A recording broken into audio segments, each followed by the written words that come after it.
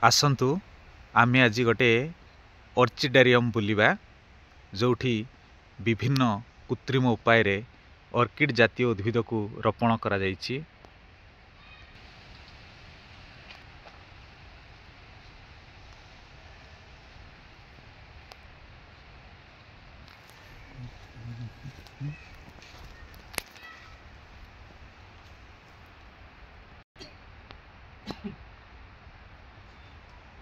विभिन्न शुष्क वृक्ष रे ऑर्किड को रोपण करा जायछि।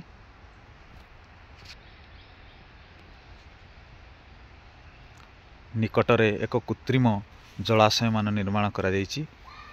जलर प्रभाव रे विभिन्न ऑर्किड जातीय गछ जीवन धारण करुचंती।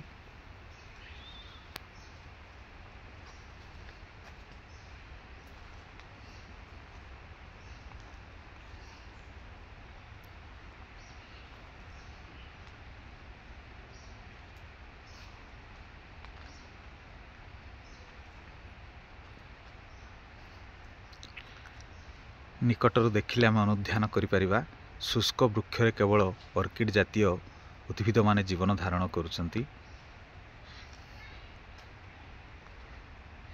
एबे फूल फुटिबार समय आसीगलानी।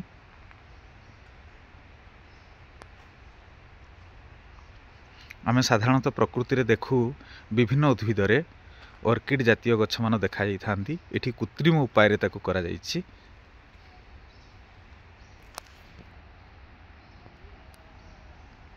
प्रकृति प्रेमी मानक पई एक आकर्षणीय स्थान। विभिन्न ऑर्किड जातीय 500 रु ऊर्ध्व जातिर ऑर्किड को एठारे रोपण करा जायछि।